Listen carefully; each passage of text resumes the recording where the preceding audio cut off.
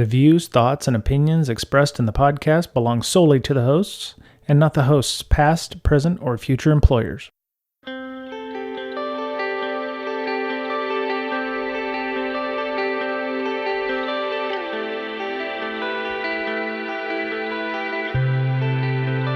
Hello, everybody. Welcome back. It's Brian and Mr. Betcher for Breaking Down Security.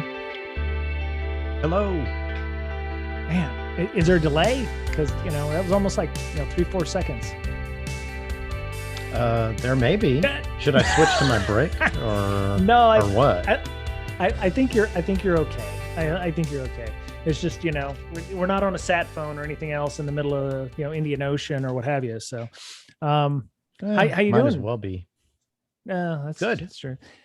Yeah. So we recorded this on the 23rd of May, which, for those of you trying to follow us on the show, last week was our second episode with Joe Gray, which I hope you enjoyed on OSINT and collection and, managing the heartbeat of, your OSINT collection and, making sure that, you're doing your due diligence for your organizations. I always enjoy when Joe comes on because I learn so much about various types of ways of collecting data. I think it's very important for organizations to maybe do that on a semi-regular basis and make sure that their heartbeat isn't one that's leaking information. Yeah. Yeah.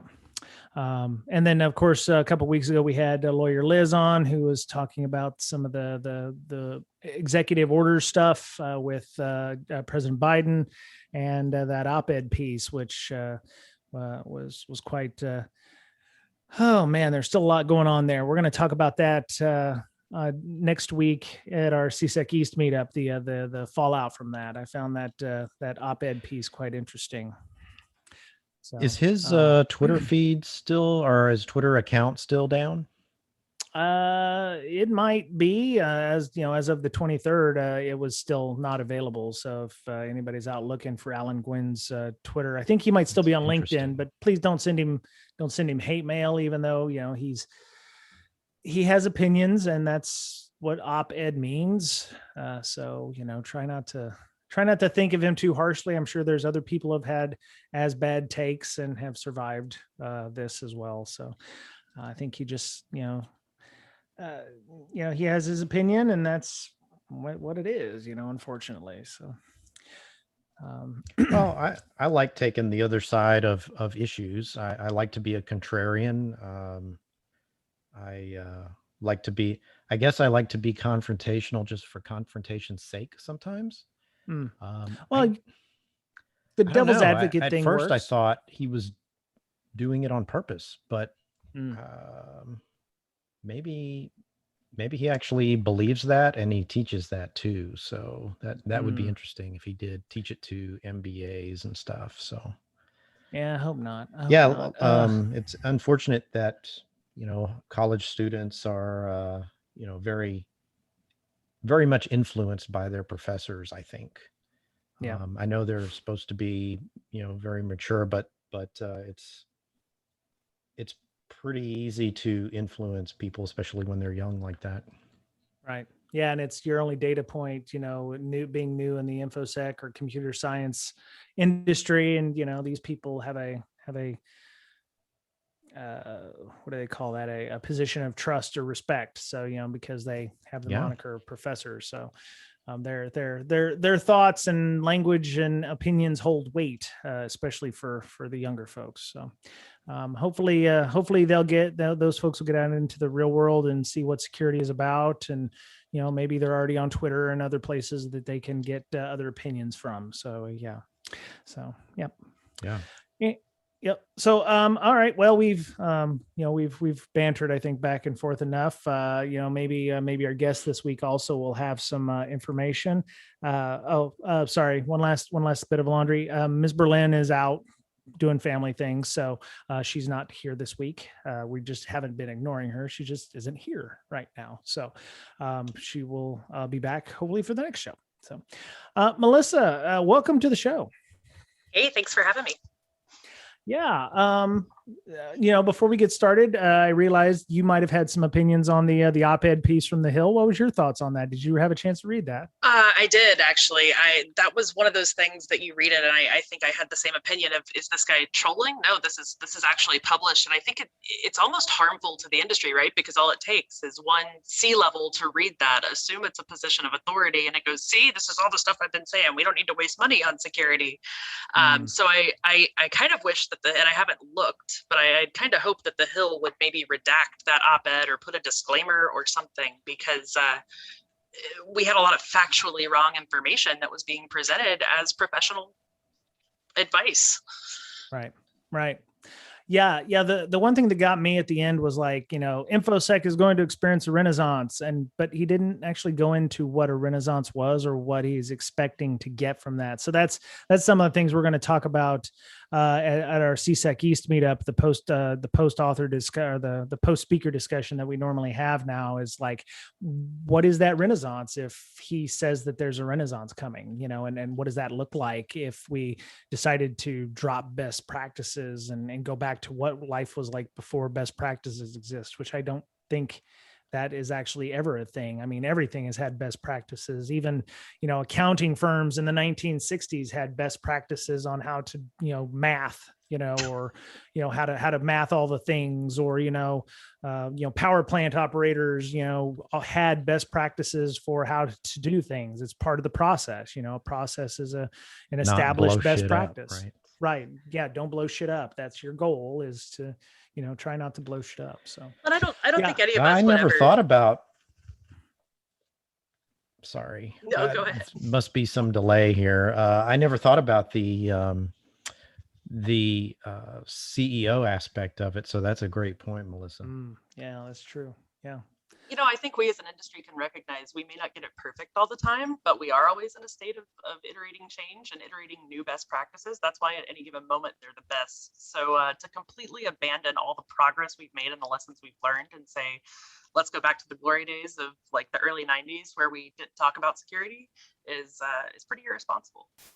Right. Yeah. So let's, speaking of, implementing new best practices and technology, Melissa is here to talk to us about ZeroTrust. But before we do that, I'd like to have her give you some background on who she is and where she came from. So if you could tell us a little bit about yourself and, how you came to be, in InfoSec, that would be great. Sure thing. So yeah, Melissa, some of you may know me as Security Sphynx on Twitter or Discord or various Slacks all around the interwebs. I got my start in IT several years ago, working in the casino gaming industry, which was a blast, except for the grave shift hours. Didn't love that as much. Moved from there into oil and gas, doing sort of like general admin work, and kind of got my feet wet with a little bit of everything, and was promoted into a security dedicated function there. And now I work for a software vendor that focuses on endpoint management and security, and I'm getting my master's at SANS. Very cool. So wait, so you said you got your start in casino security. Casino IT. Casino IT. Okay. You should meet my friend Name Too Long on Twitter. He's a regular attendee of our CSEC East meetups, but he was working at a casino in Eastern Washington doing IT and IT security. You two probably could compare notes and have some horror stories, because he told me a few things about, like being able to only work with, Native American companies to be able to bring technology in and whatever. And yeah, I bet you two could compare some notes and have some real instruction. So it is, there's a lot of money and there's a lot of regulation flowing through that industry, and there's a lot of very niche applications, and that's always the danger, right? Especially with security, if you've got one provider, what's putting the pressure on them to continually iterate improvements in their product when they're the only shop in town? So right, yeah, not competition. That's right. Yeah. So, so for those of you who've listened to the podcast for a long time, last year, about October timeframe, just September, October timeframe, we did a series of podcasts with a company on ZeroTrust discussion. And when I finished with those, I actually was left with, I don't say more questions than were answered, but I mean, there was definitely a lot of whys and hows that I felt like it kind of got glossed over. I don't know if it was because I didn't ask the right questions, or there were some things missing in my understanding of this, and I just didn't know to ask those questions. And obviously they were there because they paid their time and wanted to put the best foot forward, talking about Forrester waves and Gartner quadrants and stuff, which their companies, that's what they do. So what we wanted to do, and Melissa was kind enough to reach out to us about ZeroTrust related items, was and again, this falls in line with some of the stuff we talked about with Lawyer Liz on the executive order from President Biden within 90 days to talk about finding a plan, to talk about implementing something. It got really oniony layery there, but the idea was to implement a zero trust architecture within a certain number of days, or have a plan to implement zero trust architecture in the U.S. government in a certain amount of days. And I don't know how this just fit the way it did, but it was perfect. So we're going to talk today. If you're an organization, maybe a government entity that is now having to implement zero trust because of this executive order, you might want to start taking some notes. So Melissa, maybe you could start off by giving us your definition of what zero trust means. Yeah, so I think that zero trust you could really sum down to security thinking about the who, what, where, when, why, and how of data access and data flow. We as an industry, especially with COVID-19 and this mass work from home exodus, we've had to redefine network trust, and that whole hard outside, soft inside thing that is becoming more present than ever a problem.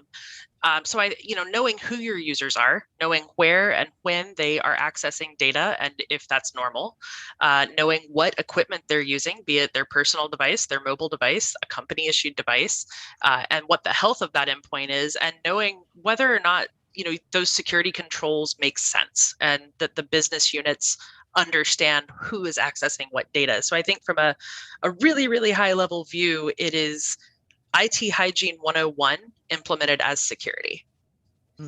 Okay.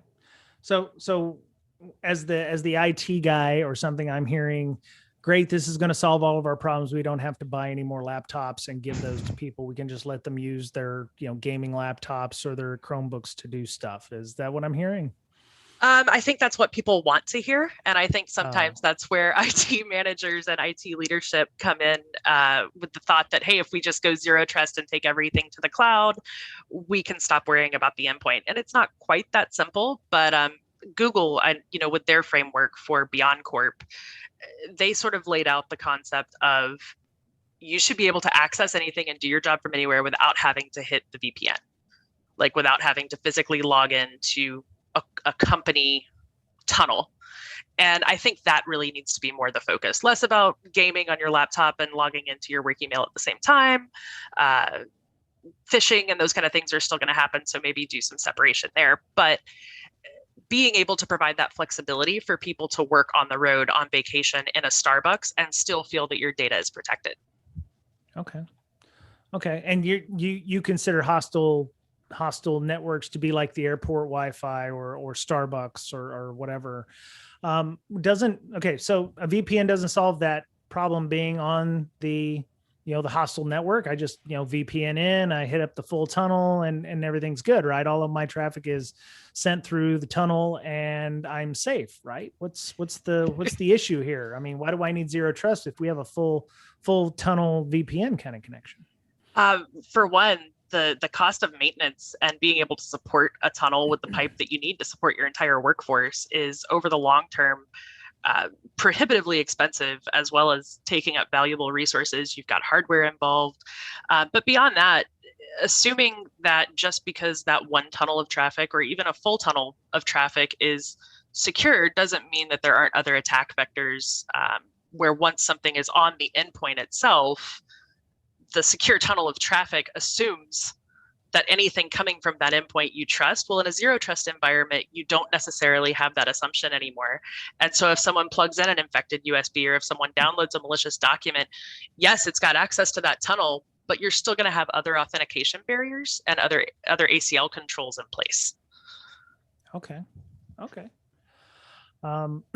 So you've been very kind by putting notes into our doc. I was doing some information searching myself on ZeroTrust.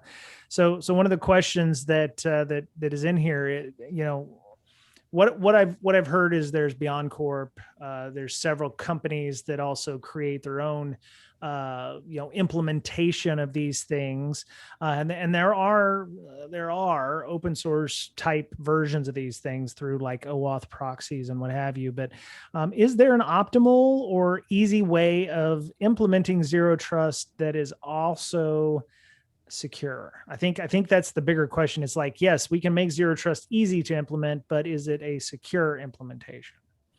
So I think that the very short answer to that is it depends. And the slightly longer answer to that is that you don't know what the best fit of cost versus capability versus your ability to execute, which I think is something that people forget. You can buy the greatest solution on the market. You can even get the freest greatest solution on the market. But if you don't have the ability to execute, it's useless to you.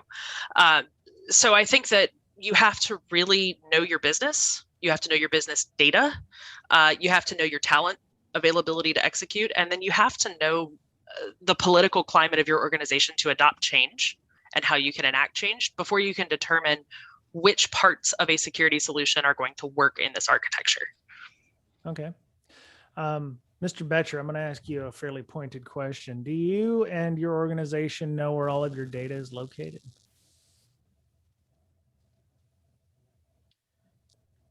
It's a big organization, so I would say no.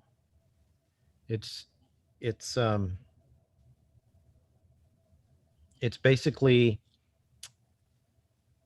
a huge tree organization, right? You've got the mothership and you've got all these different, companies underneath it, right? Right. So I'd say probably not. Okay. I mean, that's a loaded question. Do you know where all of it's located? I don't know if one person or one document can, answer that. Yeah, so we've talked about the CIS top 20 kind of things, and one of the first things is, know where your assets are, know where your hardware is, know what software you're running. I have that's not easy. How do we do that? And I did read a couple of places like in that the Reddit article there where they were talking about like micro segmentation of your zero trust implementation. Does it make sense for you to, instead of knowing where your data is would it make sense to know where the data you're going to interact with is, and then a group of people? So all of our devs have all their data in pile A here, and the CEO is going to and the C's the C's upstairs have all their piles of information over here in this. Do you need one big data lake, or can you have a bunch of data ponds? Is that a thing to implement? Can you break it down like that, or does it have to be one big data pond lake?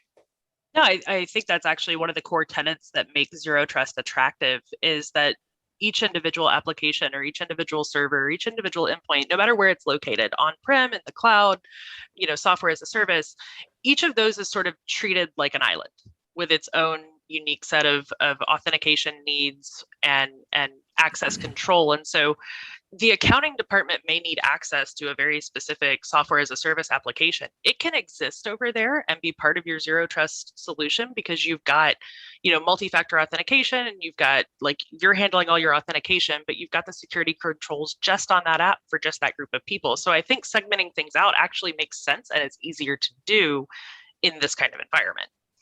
Okay. Well, great. I've already got LAN segmentation in my environment right now. I don't need to worry about the zero trust. But nobody's stuff, right? working on the LAN anymore.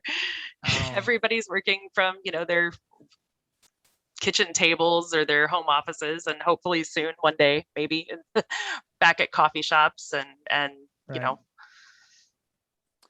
airport Okay. Wi-Fi. Okay. So you have a question in here. It says, are there different ways to implement zero trust? What are those ways? Have we already started touching on those where it's like you can put everything in one big pile, or break it up into different piles? Are there different ways of implementing zero trust to make it seamless? Like I just turn my computer on and I'm in, or I mean, how, what are the different I ways guess to the implement? cloud is a pile, right? It's somebody else's pile. It's a pile of Yeah. something. oh shit. Okay. No, I definitely think that this has to be one of those things that you start and you build in layers, right? Zero trust Okay. isn't a solution that you develop overnight. That I have a story that a friend of mine uses as an example. The CIO or the CISO or the CEO comes back from his latest vacation to Fiji, and while he was in the air, he was reading the little airline magazine, and it was like, oh my gosh, every company in your vertical has already moved to zero trust, and you should too, otherwise you're $1 million behind. And so they come back into the office on Monday and they go into the IT office and they're like, we have to do this and we have to do it tomorrow. And zero trust means $0, right? And that's a really big sticking point, I think, for a lot of people, is this urgency to do this perfect solution overnight. And so more than just doing it one little piece at a time, I think it's buildable. I think it's a layered solution, not necessarily a compartmentalized solution. And I think it starts with user and identity management, and asset management is the foundation, and then moves on up through your application stack if you're a development shop, or through your manufacturing and supply chain. Like it becomes iterative. Okay. Okay. So you mentioned identity management. Would it be good for you to so you're taking stock. Let's say you are a company that already has a 2FA solution, or secondary verification, or whatever the hell you want to call it, MFA. Does it make sense to take stock of what you have already and what you can re-implement or reuse, or maybe you can reach out to your Okta folks and go, hey, we're thinking about doing the zero trust stuff. We already have your implementation here. Will this work for what we have? Or are they going to be like, no, here's a special zero trust module that we're going to have to download or whatever? I mean, you mentioned data, but I mean, also making sure that you have a lot of the technology already in place, right? Would make your transition a lot easier. For sure. And I especially people who already have identity providers that they can leverage for things like single sign-on, start there. Start with what applications have you already purchased that you haven't implemented something like a single sign-on capability for. If it's SAML capable and you haven't set that up, set that up. I know some vendors may charge like some extra, $1 or $2 per head or something for that capability. And I don't necessarily agree with that, because I think that's charging for more security in a product. But that's a personal gripe. But if it's out there and you haven't enabled it, or if you're still using local login for things, for applications or for appliances, change that. That's free, other than time spent. And I think if you reach out to those existing vendors and you say, hey, talk to me about how I can use your product in a zero trust philosophy, or talk to me about how your product helps me on this journey, I guarantee you somebody's got a deck. They are more than happy to sit down and talk to you about maybe features you don't know they have. Yeah. Right. I'm sure the and sales guy, also you probably pay for that support to help you implement that feature, right? In most cases. Yeah, I think a lot of people, they forget that a lot of times, like their account managers or their reps or whatever, they think, oh, that's only there for like renewal season or to come pitch me some new offering. But it is in their interest to help you maximize your use of the product and have it make your environment better. Like it's mutually beneficial at that point. So I advise people to reach out to the people who are the experts on the solution. Right. So I work for a company that does not do zero trust. We still use a VPN solution, which is kind of funny. But you've got here, it said, what devices are in use. You talk about device attestation and health checks. If you're using, I'm assuming all these VPN technology companies are also creating zero trust technology solutions because they want you to stay in their ecosystem. But when you're talking about health checks, are you talking about like is there a sandbox scan? or something? Yeah, is a malware scan? Is it like, oh, you're not running the latest Windows updates? You haven't ran, Yum in forever? I mean, what does an attestation or health check look like? Sure. So you'll see a lot of the VPN clients for sure. And there's other ways you can do this as well. But if you're an administrator, you can set up these profiles to say must be X current on patches. Look for certain software that has to be installed, like, hey, your AV has to be installed and running. The service can't be stopped. Okay. Looking for just overall sort of what's the physical and logical state of the endpoint when it's trying to connect to the network. And if it passes this list of checks, cool, that's step one. Now I've confirmed the device is, by my own definition, safe. Then I authenticate the person. Okay, so I know it is a person I trust coming from a device that I recognize and that I know the health of, that's in my inventory, and that it matches with the person that I have it assigned to. Cool, let them through. Okay. And so my computer completely craps the bed tonight and I need to work in the morning and I'm using my spare laptop, but I can still do my work on that second laptop? Or, I mean, what kind of special, I'm just thinking of edge cases here, but it's like, the ZeroTrust thing is like, well, if you didn't trust my original laptop, I could just pop on any laptop I wanted to and work, right? Is that how we're doing this? No, I think, and that's where device attestation comes in, right? Like, these are devices that have been authorized and known, and maybe some companies choose to go with a more flexible sort of, especially if you've got a lot of consultants and they're okay as long as it's a device that they know exists. For others, it may be very strictly controlled, like, hey, this has to be, in our Azure AD. Like, if it's not, then it has to be a device that we issued you. So that's really going to come down to your company's business model and what makes sense for the type of business that you do and the type of data that you deal with and how sensitive it is and how mobile your employees are. Okay. So are there different layers to that attestation? Could you just say, well, the developers are like, tier 3. So, they have to use a laptop that's issued by the organization. Whereas, IT security folks aren't all that important. I know. Send me your hate mail. I'm just kidding. But it's like, they can go work on another box. All they need is a couple of, YubiKeys or something to verify who they are. I mean, are there different layers to how much attestation you need to use for? Is it breaking down by people or importance? Is that something you should do? Again, I think it goes back to your business model. I've worked in environments where it's like, hey, you can access email from anywhere. It doesn't have to be a company-owned device. But if you want to get to our internal Git repository, we're going to go through multiple different layers of checks. And that's really the core of what ZeroTrust means, is being able to do those different levels of checks based on who's doing it, when they're doing it, and what the content is they're trying to get to. And sort of being able to customize it and make it flexible. Okay. When you were talking VDI, about, go ahead. What? How does VDI fit into this? Right. The company I'm with, in order to get to the VDI, I still have to go through VPN. Can you just get rid of VPN and use, virtual machines to do your work? Yeah, I think that's completely possible. I think for a lot of people, their infrastructure is still on-prem. And so the VDI infrastructure itself, getting to it requires the use of a VPN. But that's sort of the beauty in VDI in itself, is you can contain so much of it and then tear it down as soon as they're done. You don't have that data sitting out there on some contractor's laptop waiting to be left at the airport bar before their next flight.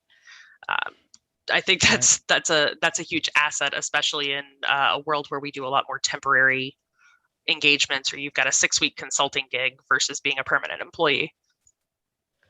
Okay. So, all right. So the name of the technology is called ZeroTrust, but in order to be able to access that information, you have to generate trust somewhere, somehow. If I have Bob, the developer's laptop, and all I need to do is, turn it on and plug it in and we're good to go. The trust has to be generated somehow, right? So how do we generate the trust if there's no trust to begin with? And I think that's, zero trust itself is kind of an odd name, but it's more never trust, always verify. It's not that there's no trust. It's that trust has to be proven. It is not something that's just assumed. Whereas back in the good old days, we assumed that as long as you were inside the network perimeter, you were one of us. So have at it. Okay. Here's all of our data. In this case, it's, hey, you want to access these company resources. Well, your laptop looks familiar. Your credentials look familiar. Cool, I'll let you in. Oh, now you want to access finance information? Let's do some extra layers of checking and make sure that while you were logged into your email, that didn't get compromised. And now this is a pivoting attempt. Okay. Yeah, because I've heard horror stories about, companies having to create their own PKI infrastructure. And I know you specifically said we're not going to talk about PKI. We're not going to go into the weeds on PKI. First rule of PKI Club, don't talk ever about PKI Club. Yeah, I was around in the government when NMCI was being pushed out, which is an awful DoD program where some admiral got up in Japan one morning and wanted to be able to access his files in Norfolk is the only thing I could think of, and decided a global network would be just the thing. And ironically enough, if he'd have just waited 15 years, it would now be called like what we do every day, because it would be like the cloud. So, so what are the blockers to implementing some of this? I'm kind of going along the lines here with our lovely outline you've created here. So there are definitely some blockers. I think we've already talked about some of them, where you need to have IAM, you need to have, whatever your business model is, you need to know where your information is. But are there anything else in that respect that we need to talk about in terms of blockers? So I think that one of the ones that gets overlooked most often is the cultural element and the overall just sort of technical debt. Every company I know, every company I've worked for is suffering from technical debt. I don't, even some of the most advanced technology companies still have debt, still have things that are in the backlog. The problem with legacy systems is that they may have been designed without this kind of architecture in mind, which makes them cost prohibitive and time consuming to replace. You're also going to get pushback, right? If you've got a legacy application that, and I pick on finance all the time. Apologies to anyone who's in finance, because don't apologize. I've been dealing with finance right now. Don't apologize. But if you've got someone using this mission critical finance application that is absolutely essential to the way you do your business, but it's running on outdated software and OSs that have been out of support for years, but they've built everything around it. You're doing it backwards at that point. You're building your infrastructure and your processes around that piece of technology instead of creating a baseline of hygiene and security and accepting solutions that help fit that mold. So I think that the pushback for enacting change and replacing solutions that aren't zero trust friendly or zero trust capable is probably one of the bigger hurdles. All it takes is, somebody in the CFO's office who can't get a report filed at end of quarter, and the CFO's on the phone with you saying, I want you to rip this technology out because it's impeding the business workflow. You have to be in line with the business, because the business makes money, security doesn't. And you have to make security work for them. So in that case, you mentioned legacy systems. Everybody has a machine in their office that does something that we can't patch, or it runs on Windows XP and we can't update it because it won't work anywhere else, or, it needs this specific software build, or, it's using an ISA card, an ISA card or something. Can you effectively, bubble that system and create trust around something that it has inherent issues? Is that even a thing? Or is it like, oh no, we have to rip out all the legacy stuff, so screw you and your, old ass computer, find a replacement, or we're not going to be able to do this? You absolutely can. But again, this becomes less of a technical conversation and more of a cultural one, because in my experience, at least, hardening those systems, trying to isolate them off as much as possible, doing that very basic OS hardening, even just of turning off unnecessary services and uninstalling unnecessary applications, somebody somewhere along the way is going to get upset with that because you've now made it slightly more difficult for them to access that resource. Maybe they used to remote into it from a building down the block, and now you've turned off that capability and they have to physically be there. That's where it becomes a cultural conversation, because their leadership, your leadership, the business as a whole has to understand the risk of not doing so. And I don't just mean signing off on we accept the risk at the annual committee meeting. I mean, actually understanding, and we saw this with Colonial recently, right? Like, you have to understand how critical systems, and we don't know all the details, obviously, of what happened there, but if a system can cause that kind of critical damage and you're not doing everything you can to air gap it, to wrap it in bubble wrap, and to set it gently in a nest where it can be undisturbed, you're opening yourself up for risk. And I think we're a little too liberal with risk acceptance in those situations. Yeah. I've seen that where it's like, if you need to do risk audits of people who've accepted risk, where you've got a VP and he's accepted, 8,000 pieces of risk, and he's like, well, at some point you have to go, yes, even your ass is not going to be able to cash that check if it comes due. So no, you can no longer accept any more risks. I told someone a couple of weeks ago, I was like, okay, let's go back to like old school role playing. You have a pool of mana. That is risk. You are allowed to spend those points on accepting risk. This risk is worth 5 points. This risk is worth 2 points. You as an executive cannot, if you need to accept this risk, then fine, you've got to find a way to go back and remediate that risk that you accepted 2 years ago and haven't looked at since. Oh, that's lovely. I love that. They should just let me run all the companies. I have the answers. That's great. Yeah. Miss Berlin could use you. I hate the risk acceptance stuff. I don't think anyone should be able to accept risk, because let's say, okay, they accept this risk. It's like a CFO or whatever. And then that risk manifests itself into a breach, and that breach costs the company $10 million. So do you go to the person who accepted the risk and say, okay, you owe us $10 million? I guarantee you they'd accept a heck of a lot more risk or a heck of a lot less risk if you did it that way. Yeah. Yep. The problem with accepting risk is you can't really put a tangible value on it and say, okay, you're going to have to pay this if this risk actually comes to fruition and causes a breach, right? So the whole idea of accepting risk is just, I can't accept that. I can't accept accepting risk. Personally, not a thing. Is that just a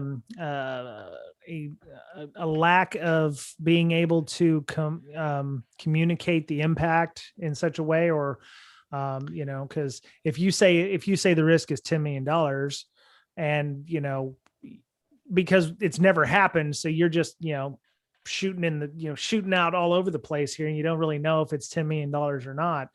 How is there a better way? And I'm sure we're getting off into a risk quantification or qualification kind of thing, but right. Accepting those risks at a certain point, the mana pool thing makes a lot of sense. It's like, can this VP accept $100 million worth of risk? Well, yes, he can accept $10 million risk issues, or $100 million risk issue, that kind of thing. But yeah. I think again, and I know I keep saying this, but it comes back to culture, right? Like if you've got a personality in your C-suite that views risk as monopoly money that they can write monopoly money checks against, that they don't really have to worry about until it manifests, and then of course it's like a big panic, right? But if there's not actual sincere understanding of and belief in the fact that risk exists, they see that as it's an imaginary risk fairy that doesn't actually exist in this realm until a breach happens. And then it's like, well, why didn't we fix that? Well, you accepted the risk. Right. Well, and the other thing is, well, I'm a VP, so I have a golden parachute. I'm just gonna, get fired. Give me my give me my $20 million, and I'm gonna go work at another company. So, oh, well, so we That's got right. breached. I have a new job and $20 million. So, that kind of thing. And I still get my bonuses. There's risk to the because I did a company. good job. There's no risk. There's no risk to them. Right. Right. Well, and I don't think that, I think that even in the best companies with the purest of intentions, I'm sure people will make mistakes, accept risk that eventually does get breached. But I think more importantly is, are you being good stewards of risk acceptance in your company, or are you seeing risk acceptance as a way to avoid having to do security spend or hire security talent? And I think far too often it's the latter. That was our show for this week. You can find show notes for this and all of our shows at www.breakingsecurity.com. You can also find an RSS link on the site to add to your favorite podcatcher. You can find all of us on Twitter. Miss Berlin can be found at InfoSyster, INFOSYSTIR. Mr. Betcher can be found at BetcherPwned, BOETTCHERPWNED. And you can follow me on Twitter at Brian Brake, BRYANBRAKE. We have a Slack. Come join us on our Slack. A lot of great things going on there. A lot of channels of various InfoSec-related subjects. You can get an invite on Twitter by emailing our official Twitter handle for the show at Brakesec, BRAKESEC, or you can email us at bds.podcast@gmail.com. Thank you to all of our Patreon supporters for their monetary assistance by offsetting costs involved in putting out a weekly show. Zoom fees, Libsyn hosting, domain purchase, renewal, equipment upgrades, time and effort building the community we have. We appreciate all of your help and support. If you'd like a t-shirt, stickers, coffee mug, or just to show your support for the show, you can check out our TPub site, www.tpublic.com/user/BDS podcast. We thrive on your feedback. A quick 5-star comment on iTunes or Google Play Store or your favorite streaming service, Spotify, Pandora, what have you, go a long way to gaining us additional visibility. It takes no time at all, and we appreciate your help in spreading the word. That was it for Breaking Down Security this week. Be safe, be well, be kind to one another, take care of yourself because you're the only you have, and we'll talk to you again soon.